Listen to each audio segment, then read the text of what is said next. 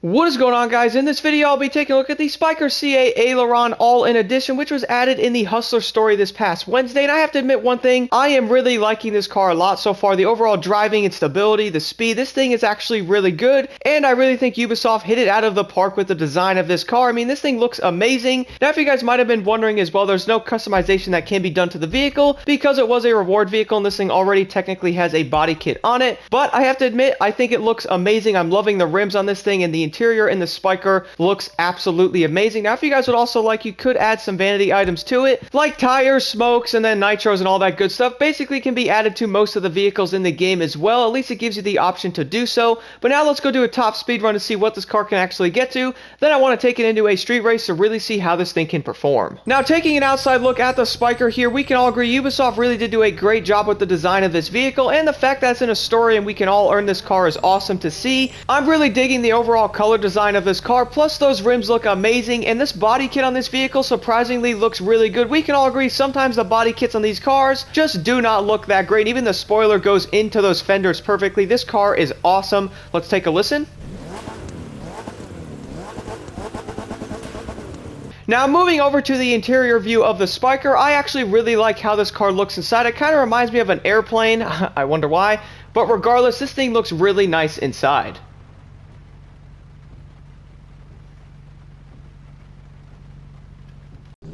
But besides all that, guys, let's go do a top speed run on the Spyker to really see what this car can actually get to. Now, the acceleration, first impression, actually seems pretty dang good, even compared to a lot of the other street cars. Now, we can all agree, this class is super competitive. My goodness, there's a lot of good vehicles. Even the recently added Infinity seems like a really good car as well. But now, let's see what the Spyker can actually get to. Of course, running a Nitrochemist set, so let's hit that now.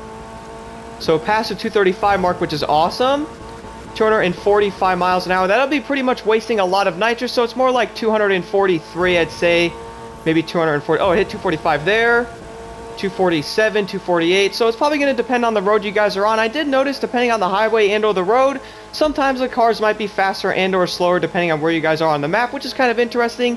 But now let's go jump into the race and see how this thing really performs in there. So now jumping into the street race test with the new Spyker C8. So there's a few things I noticed about this car that I really do like a lot about it. So for one, I have been testing this vehicle out on a lot of races recently to really see what it could do, and I'm honestly really impressed with how this car drives overall. The stability of the Spyker is honestly unmatched compared to some of the other street cars. We can all agree some of these street cars are honestly really bad. I don't think any of them are really going to be used.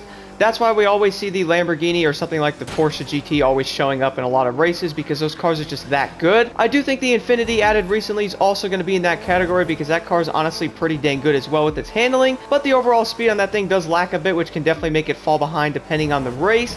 Now, I did notice with the Spyker, this thing doesn't seem to really struggle too much with speed for the most part. Now, it does like 240 something miles an hour, which is going to be pretty much up there with a lot of the other street cars. Now, if you throw in really good handling with that as well, that car is going to be something to definitely try out. I would definitely highly recommend trying the Spyker on like a summit or something, or even competitive racing. And one of the best parts about this vehicle is the fact that you can all earn this thing by just doing the story. Now, the street class is super competitive, and I really do wonder how a lot of these cars are going to do against other ones, because I have been testing some of the street cars out that are just not used that much, and I honestly could see why nobody actually uses them. My goodness, some are just really awful. Their speed, their handling, the stability.